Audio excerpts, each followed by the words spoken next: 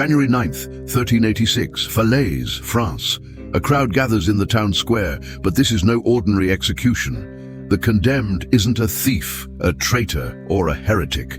The prisoner being led to the gallows is wearing a freshly tailored waistcoat, a pair of white gloves, and human breeches. The executioner adjusts the noose. The creature squeals. Because the accused is a pig. This isn't a joke. This isn't folklore. Court records confirm it. A sow was formally tried, convicted and sentenced to death for the murder of a human child. She had a defense attorney. She had witnesses. She had everything except a chance in hell of walking free, and in just a few moments, she'll swing. Medieval Europe had a pig problem, not a bacon shortage, the opposite. Pigs roamed freely through towns and villages, eating garbage, acting as living waste disposal systems. No leashes, no pens, just feral hogs doing whatever they wanted. And sometimes what they wanted was human flesh. When an animal killed or injured a person, medieval society didn't just shrug it off. They put the creature on trial, real trials. With real judges, real lawyers, and real verdicts. Rats were prosecuted for destroying crops. Roosters were executed for laying eggs. And pigs? Pigs were the serial offenders of the Middle Ages. The logic was simple, if terrifying. If an animal committed a crime, it had to face justice, just like a human. The courts believed animals had moral agency. They could sin, they could be held accountable, and they could absolutely be hanged for their crimes. Welcome to medieval jurisprudence, where everything with a pulse could be sentenced to death. The crime happened in a small village near Falaise. A mother left her infant child sleeping in a cottage while she worked in the adjacent room. A sow wandered in through the open door. What happened next was horrific. The pig attacked the child, mauling the infant's face and arms. By the time the mother returned, her baby was dead. The village exploded in rage. The pig was seized immediately. But here's where it gets weird. Instead of just slaughtering the animal and moving on, the local magistrate ordered a formal investigation. Witnesses were interviewed, evidence was collected. The pig was imprisoned in the town jail, locked in a cell like any other murderer awaiting trial. The sow spent 6 weeks in prison. 6 weeks. She was chained to prevent escape, fed daily, guarded around the clock. The town treated this pig exactly like a human prisoner awaiting capital charges, and every single expense was meticulously recorded by the town clerk. Because medieval bureaucracy was just as exhausting as modern bureaucracy. The trial began in late November. The sow stood accused of murder. The prosecution laid out the case with grim efficiency. Eyewitnesses testified. The mother wept on the stand. The evidence was damning, but the pig, as per legal custom, was granted a defense attorney. His name was recorded as Jean Le Vieux. His job? To argue that the pig acted without malice, that it was merely an animal following instinct. Le Vieux opened with a bold strategy. He argued that animals, lacking immortal souls, could not commit sin. He cited St. Thomas Aquinas, who wrote that only rational beings could be morally culpable. The pig, he insisted, had no concept of good or evil. It was an irrational creature driven by hunger. To execute it for murder was theologically absurd. The prosecutor wasn't having it. He countered with Genesis. God gave humans dominion over animals, yes, but he also commanded that any beast that killed a human must be put to death. Exodus 21:28 was crystal clear. If an ox gores a person to death, the ox shall be stoned. Species didn't matter. The crime demanded punishment. The law was the law. Le Vieux pivoted. Fine, he said. If the court insists on applying human law to animals, then let's talk about negligence. Where was the pig's owner? Why was the animal allowed to roam freely? The real criminal was the human who failed to contain the beast. Charge the owner, not the pig. The argument was clever. It was logical. It went absolutely nowhere. The jury didn't care about legal theory. A Christian child was dead, baptized, innocent, murdered. The pig had spilled holy blood. No amount of theological hair-splitting would change that. But Le Vieux kept fighting. He pointed out that the pig had no prior offenses, no pattern of violence. This was a tragic accident, not premeditated murder. Surely the court could show mercy. The jury deliberated for less than an hour, guilty of murder. The sentence? Death by hanging.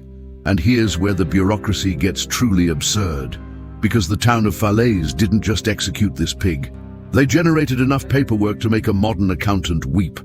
The archives survived, and they're magnificent. Every expense was itemized. The jailer who guarded the pig for 6 weeks, 10 sous. The cost of feeding the condemned prisoner, 3 sous per week, mostly cabbage and grain. But here's the kicker. 3 days before the execution, the town council ordered a final meal for the pig. Roasted pork. Yes, seriously. Cannibalism as last rites. Cost? 8 sous. You should probably hit that like button, because this level of medieval irony deserves recognition. But wait, there's more. The executioner's travel fee from a neighboring town, 15 sous, plus accommodations, the rope for the hanging, 2 sous. The construction of the gallows, 20 sous. The tailor who made the pig's human outfit, 19 sous for the waistcoat, 6 sous for the gloves, 12 sous for the breeches. Total cost of executing this pig, 95 sous. For context, a laborer earned about 3 sous per week. The town spent 8 months of wages killing a farm animal, and the town council fought over every line item. One official argued the executioner's fee was too high. Another questioned whether the pig really needed gloves. The debate lasted 3 meetings. Medieval governments were just as dysfunctional as modern ones. They just had worse record-keeping software. Now, before we get to the execution, let's put this in perspective. The Falaise pig wasn't even the strangest animal trial of the era. In 1545, the town of St. Julien put weevils on trial for destroying vineyards. Weevils. Tiny insects. They were summoned to court 3 times. They didn't show up, obviously, so the judge appointed a defense attorney to represent them in absentia. The lawyer argued the insects were just following God's will. The court agreed and sentenced them to excommunication instead of death. The weevils reportedly did not care. But the pig got the full human treatment, because there's a difference between pests ruining crops and a beast killing a child. The weevils were a nuisance. The sow was a murderer. And murderers in medieval France faced the ultimate penalty with maximum spectacle, which brings us back to the wardrobe. The authorities decided the pig would die like a human. Literally. The tailor worked for 3 days creating a full outfit for the condemned sow. A waistcoat with buttons, white gloves that had to be specially fitted for trotters, breeches with a reinforced waistband, even a human mask to cover the pig's snout. The tailor later complained the pig was his most difficult client ever. Dressing the pig took 4 men and an hour. The animal fought every step. The gloves kept falling off. The mask had to be tied with leather straps. But eventually, the transformation was complete.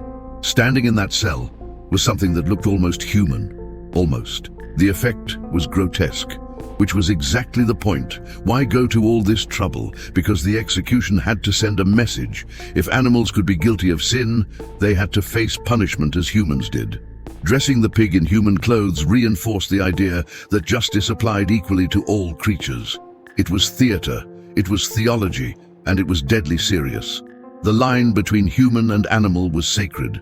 The pig had crossed it by shedding human blood. Now she'd hang like a human criminal. Preparations for the execution took days.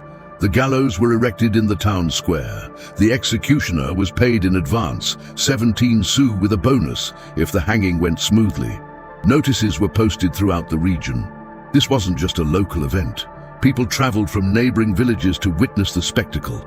Executions were entertainment in the Middle Ages, and this one promised to be unforgettable. The morning of January 9th arrived cold and grey. Vendors set up stalls around the square, selling bread and ale. Children climbed trees for better views. The atmosphere was almost festive. Musicians played. Merchants hawked souvenirs. No one seemed bothered by the fact that they were about to watch a pig get hanged. This was normal. This was justice. This was France. The pig was led from the jail to the square, dressed in full human attire, gloves gleaming white against the mud-stained cobblestones. The sow was paraded through the streets like a condemned criminal. The crowd jeered, some threw stones, others prayed. Street preachers shouted that this was God's will. The pig squealed and thrashed, but the guards held firm. There would be no mercy, no last-minute pardon. The law had spoken. At the gallows, a priest read the final rites. Yes, seriously. The pig received the same spiritual treatment as a human convict. The logic was consistent, if insane. If the pig had sinned, she needed absolution before death. The priest blessed her with holy water, made the sign of the cross over her snout, recited prayers in Latin. The pig naturally did not repent. The executioner adjusted the noose. His hands were steady. He'd done this dozens of times, but never with the defendant in gloves. The rope tightened around the pig's neck. The crowd pressed forward. Hundreds of eyes locked on the gallows, and somewhere in that mass of humanity, someone must have thought this was insane. But if they did, they kept it to themselves. The magistrate raised his hand. The signal. The executioner checked the knot one final time. The pig's breathing quickened, visible through the mask. The priest finished his prayer, and for just a moment the entire square fell silent, because whatever came next would be permanent, irreversible, final. Justice, they believed, demanded nothing less. And then one final question worth considering. Did anyone in that square stop to think this was madness? Did the judge, the lawyer, the executioner, the priest, or any of the hundreds of spectators pause and wonder if maybe, just maybe, putting a pig on trial for 6 weeks, spending 95 sous on her execution, and dressing her in human clothes was completely insane? The records don't say. But based on what happened next, the answer is probably no. Because in medieval Falaise, this wasn't madness. This was law. This was order. This was how society functioned. And the pig, dressed like a gentleman, masked like a man, was about to pay the ultimate price for a crime she could never understand. The executioner's hand moved toward the lever, and history held its breath. The executioner pulled the lever. The pig dropped. The noose tightened, and within minutes, the condemned sow was dead. The crowd erupted in applause. Justice, they believed, had been served. The child's death had been avenged. The town was cleansed. Order was restored. The pig's body was left hanging for hours as a warning to every other animal in Falaise. Stay in line or face the rope. The execution was recorded in official town documents, preserved for centuries. The tailor was paid. The executioner received his fee. The priest got his cut. Everyone walked away satisfied except the pig. Her body was buried in unsanctified ground, denied even the basic dignity of a Christian burial. She was guilty after all, and the guilty don't deserve mercy. The Falaise pig wasn't unique. Between the 13th and 18th centuries, hundreds of animal trials were documented across Europe.